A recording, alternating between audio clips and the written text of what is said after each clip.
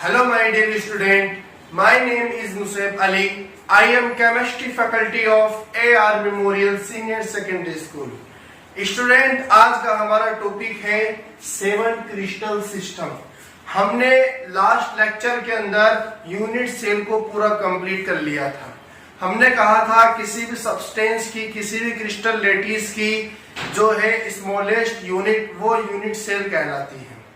Unit cell 2 type की होती है, जिसमें सबसे पहला टाइप हमने पढ़ा था प्रिमिटिव यूनिट सेल, जिसके अंदर कॉन्स्टिट्यूट पार्टिकल्स ओनली कॉर्नर्स पे प्रेजेंट होते हैं। दूसरा होता है सेंटर्ड यूनिट सेल, जो कि 3 टाइप की होती है। सबसे पहले एफसीसी, जिसके अंदर कॉन्स्टिट्यूट पार्टिकल्स ऑल कॉर्नर्स के अलावा ऑल फेसेस पे प्रेजेंट होते हैं। यहाँ पर टोटल पार्टिकल्स कितने होते हैं? 4। और फिर हमने सेंटर्ड यूनिट सेल के सेकंड टाइप के अंदर पढ़ा था body centred unit cell, that means BCC. इसके अंदर क्या कहा था हमने? कॉन्स्टिट्यूट पार्टिकल्स ऑल कॉर्नर्स के अलावा बॉडी पे, यानी यूनिट सेल के बॉडी पे, यानी मिडिल पार्ट पे प्रेजेंट होती है। इनमें टोटल नंबर्स कितने होते हैं? 2 पार्टिकल्स प्रेजेंट होते हैं। क्लियर है? अब तीसरा होता है एंड या बेस सेंटर्ड यूनिट सेल। यहाँ पर कॉन्स्टिट्यूट पार्टिकल्स ऑल कॉर्नर्स के अलावा एक दूसरे के अपोजिट फेसेस पे प्रेजेंट होते हैं। यहाँ पर टोटल पार्टिकल्स 2 होते हैं।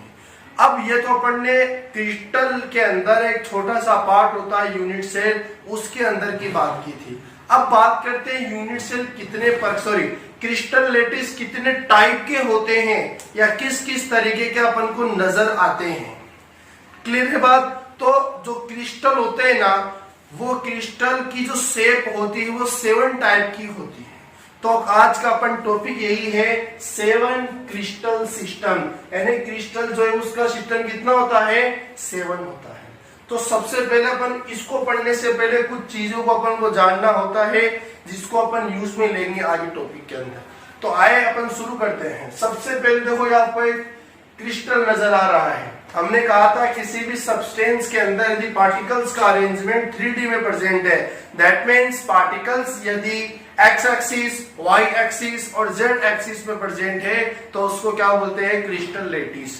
तो एक क्रिस्टल लेटिस है, तो यहाँ पर एक्स एक्सिस भी है, वाई एक्सिस भी और जेड एक्सिस भी है। जैसे हमने सबसे पहले कहा ये एक्स एक्सिस है, और इसको कहा अपन ने वाई एक्सिस है, और इसको कहा हमने क्या? ये जेड एक्सिस है। अब यहाँ पर तो एक्सिस की बात की थी कि x axis, y axis, z axis. इसके अंदर क्या बात करेंगे? जो एक्स एक्सिस है ना, उसको तो अपन बोलेंगे ए एक्सियल लेंथ या एक्सियल डिस्टेंस। क्लियर है बात? क्या बोलेंगे? ए एक्सियल डिस्टेंस, एक्स वाली को। और एक्स वाली के सामने जो इसका एंगल होगा ना, इसके सामने वाली वो होगा अल्फा। ए वाली जो एक्सियल लेंथ है, उसके सामने जो बॉन्ड एंगल होगा, जो एक्सियल एंगल होगा, उसको क्या बोलेंगे? अल्फा। इसको क्या बोलते हैं स्टूडेंट? अल्फा बोलते हैं। क्लियर है बात? और अब देखो, जो वाई एक्सिस आपको नजर आ रहा है, इसको क्या बोलेंगे? बीटा। ये जो आपको देखो, ध्यान देना, ये यहां पर है बी, इसको क्या बोलेंगे? जेड एक्सिस को बी। बी के जो सामने वाला जो एंगल होगा ना, वो होगा बीटा। ठीक है? और जो वाई एक्सिस आपको नजर आ रही है, इसकी अपन एक्सियल लेंथ को क्या बोलेंगे? सी बोलेंगे। और इसके जो सामने जो बॉन्ड एंगल होगा, वो क्या होगा? गामा होगा। तो एक क्रिस्टल सिस्टम के अंदर एक्सियल लेंथ तो क्या बोलेंगे अपन? ए बी सी बोलेंगे। और एक्सियल एंगल की बात करें तो क्या होगा?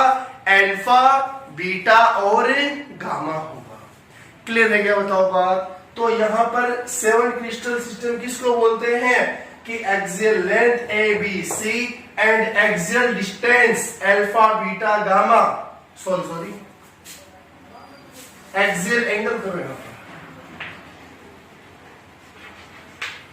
Axial angle alpha, beta, gamma are collectively called unit cell. Collectively का मतलब होता है कि यहाँ पर जो एज लेंथ या एक्सियल लेंथ नजर आ रही है और यहाँ पर एक्सियल एंगल नजर आ रहे हैं, उन सभी को सम्मिलित रूप से कलेक्टिवली, मतलब सम्मिलित रूप से क्या बोलते हैं, उसको बोलते हैं यूनिट सेल पैरामीटर। क्या बोलते हैं? Unit cell parameter. तो इसको ना अपन 7 क्रिस्टल सिस्टम वाले टॉपिक को ये यूनिट सेल पैरामीटर भी नाम दे सकते हैं। तो सवाल आ सकता है यूनिट सेल पैरामीटर किसको बोलते हैं?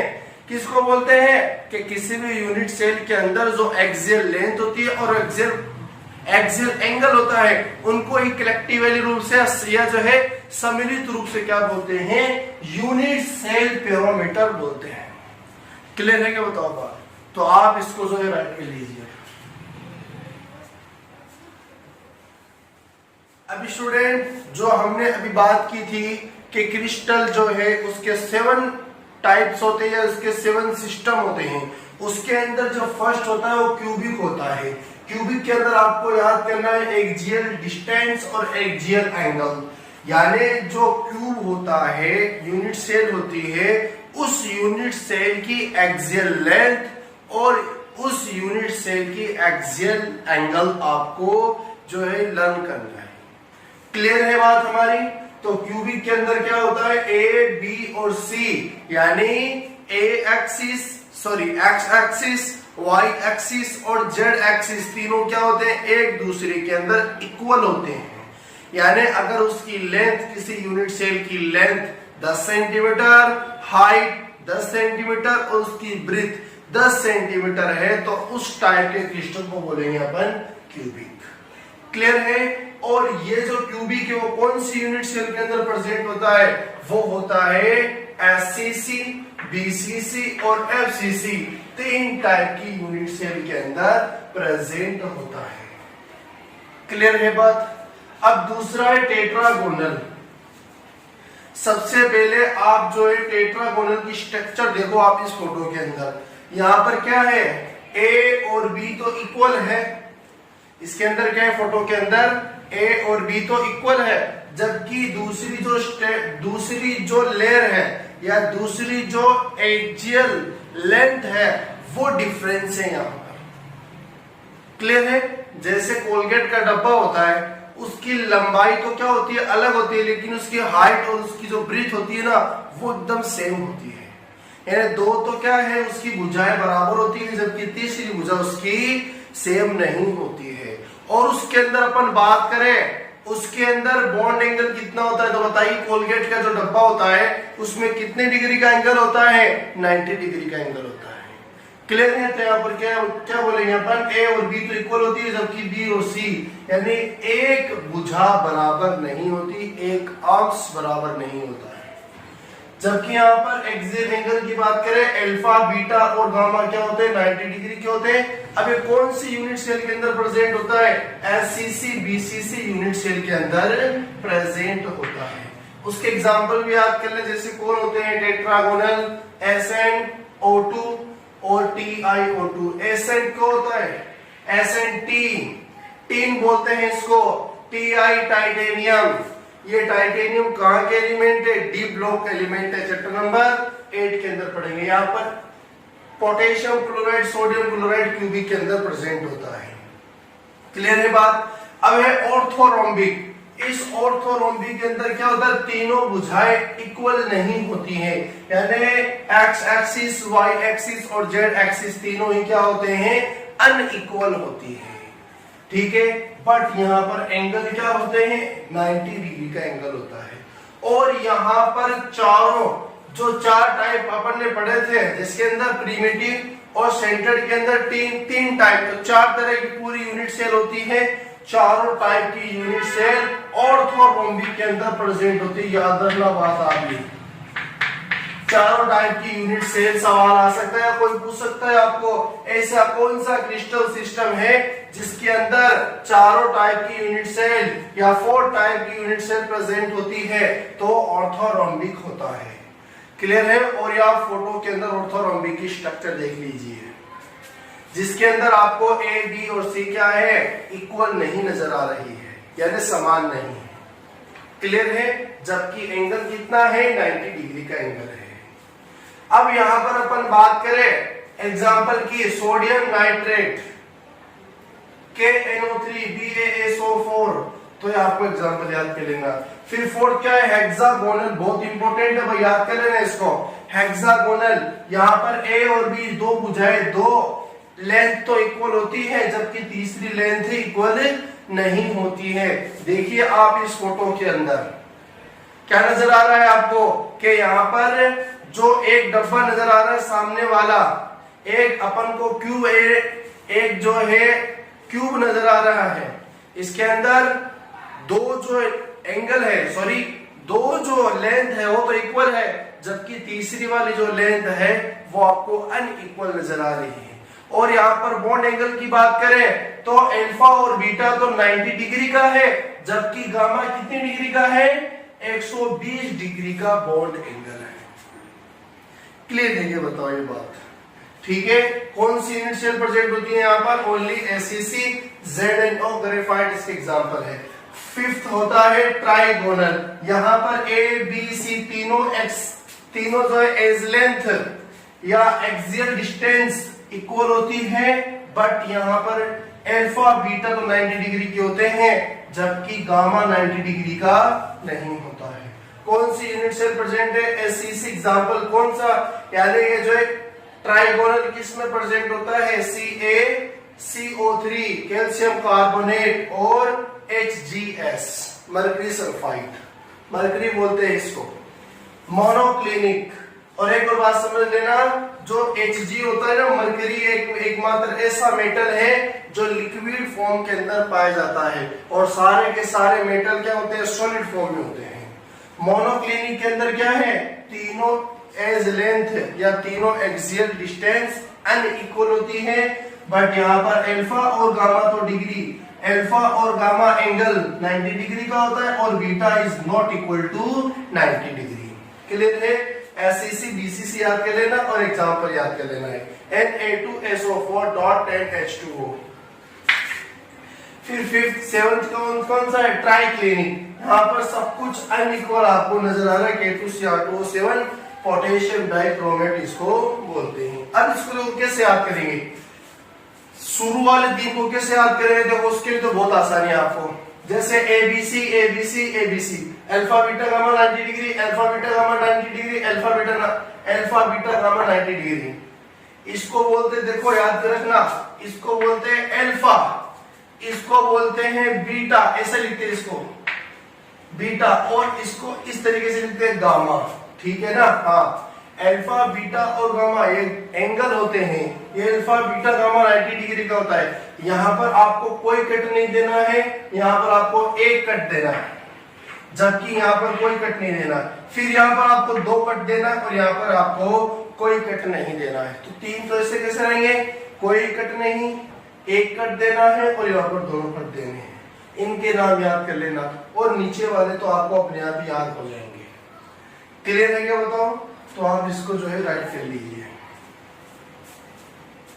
अब स्टूडेंट, हमने भी जो इस 7 क्रिस्टल सिस्टम के बारे में पढ़ा, जो पूरा कंप्लीट हो चुका है।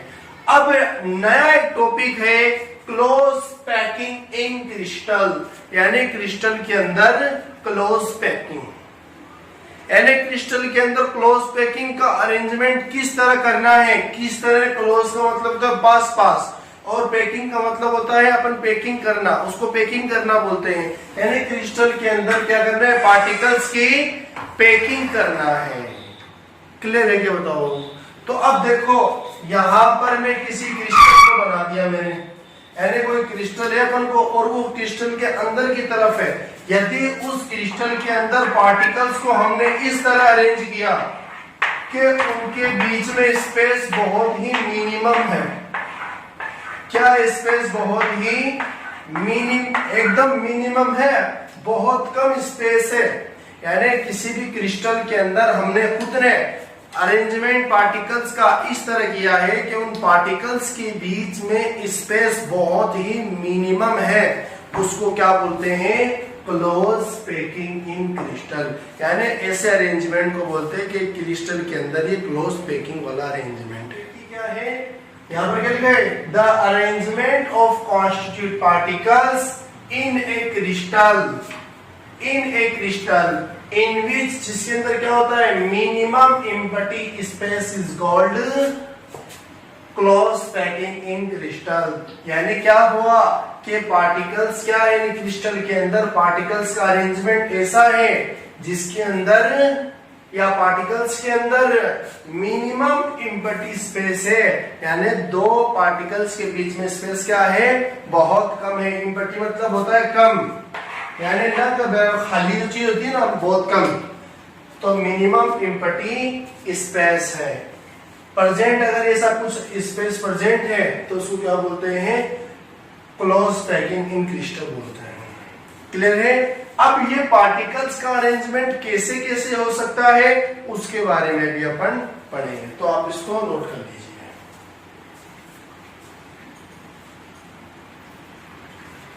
अब इसका फर्स्ट जो है ना क्लोज पैकिंग, वो है इसका फर्स्ट टाइप है close packing in one dimensional.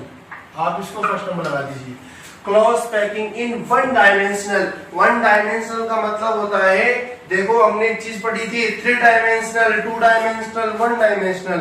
ये होता क्या है समझ लीजिए, यदि पार्टिकल्स का अरेंजमेंट एक्स एक्सिस पे है ओनली, यानी एक ही रो के अंदर प्रेजेंट है पार्टिकल्स, तो उसको बोलेंगे अपन 1 डायमेंशनल या 1D।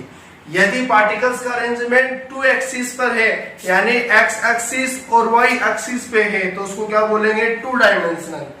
और यदि पार्टिकल्स का अरेंजमेंट 3D के अंदर हो, यानी एक्स एक्सिस भी हो, वाई एक्सिस भी हो और जेड एक्सिस भी हो, तो उसको क्या बोलेंगे 3D। तो यहाँ पर 1D, 2D और 3D तीनों के बारे में पढ़ेंगे। तो सबसे पहले क्या है, 1 डायमेंशनल है। 1 डायमेंशनल किसको बोलते हैं कि पार्टिकल्स का अरेंजमेंट एक सीधी रो के अंदर हो, यानी यदि किसी भी सब्सटेंस के अंदर या किसी भी क्रिस्टल के अंदर पार्टिकल्स यदि एक रो के अंदर रखा हुआ है, तो उसको क्या बोलेंगे 1 dimensional, close packing in 1 dimensional बोलेंगे।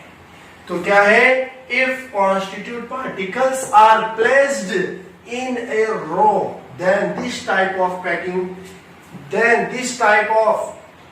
packing is called close packing in 1 dimension। यानी पार्टिकल्स का अरेंजमेंट हमने खुद ने ऐसा इस तरह रखा है कि पार्टिकल्स को इस तरह रखा है कि वो एक रो के अंदर आए, उसको क्या बोलेंगे 1 डायमेंशनल क्लोज पैकिंग बोलेंगे। अब एक चीज समझना, जैसे मैंने एक पार्टिकल्स को मार्क किया ऐसा, अब ये पार्टिकल्स कितने पार्टिकल्स से टच कर रहा है, इसके पड़ोसी पार्टिकल्स कितने हैं, 2 पार्टिकल्स है। तो जितने से टच कर रहा है वही उसका क्या है, कोऑर्डिनेशन नंबर है। तो ये पार्टिकल्स की बात करें कितने से टच कर रहा है, एक तो इससे और एक इससे, तो यहाँ पर CN मतलब क्या हुआ, कोऑर्डिनेशन नंबर। क्लियर है। तो कोऑर्डिनेशन नंबर कितना है 1D के अंदर 2 होता है, ये बात याद रखने वाली है। तो कोऑर्डिनेशन किसको बोलते हैं कि एक कोई पार्टिकल्स ले लो, उस स्पेसिफिक कोई पार्टिकल्स ले लो, कोई भी XYZ, चाहे लो, कोई जरूरत नहीं, कोई भी ले सकते हैं अपन। ये भी लेंगे तो ये भी 2 से टच कर रहा है, ये भी लेंगे ये भी 2 से टच कर रहा है, ये भी लेंगे ये भी 2 से, आगे भी तो है ना, अपन तो इतना ही बनाए हैं, आगे इसके भी आगे बहुत सारे हैं। तो इसलिए क्या है, हर पार्टिकल्स 2 पार्टिकल से टच कर रहा है, वह उसकी कोऑर्डिनेशन नंबर है। क्लियर है। तो क्या है, इन दिस अरेंजमेंट, इस प्रकार के अरेंजमेंट के अंदर each particles is touching with neighbouring particles, यानी अपने पड़ोसी पार्टिकल्स जितना टच करेगा ना कोई भी, यानी प्रत्येक पार्टिकल्स, वही कोऑर्डिनेशन नंबर होता है। So coordination number of each particle, यानी प्रत्येक पार्टिकल्स का coordination number in this type of close packing is 2। यानी इस प्रकार की क्लोज पैकिंग के अंदर प्रत्येक पार्टिकल्स या ईच पार्टिकल्स का कोऑर्डिनेशन नंबर कितना होता है, 2 होता है। और कोऑर्डिनेशन नंबर किसको बोलते हैं कि कोई एक स्पेसिफिक पार्टिकल्स कितने पार्टिकल से टच कर रहा है, या उसके पड़ोसी पार्टिकल्स या नेबरिंग का मतलब क्या हुआ है, पड़ोसी पार्टिकल्स कितने हैं, कितने से टच कर रहा है, वो उसकी क्या है, क्लोज पैकिंग है, सॉरी कोऑर्डिनेशन नंबर है। क्लियर है? तो इसका सेकंड यानी 2D और 3D डायमेंशनल जो है वो अगले लेक्चर के अंदर पढ़ेंगे। आज हम इतना ही पढ़ेंगे। ठीक है, थैंक यू वेरी मच।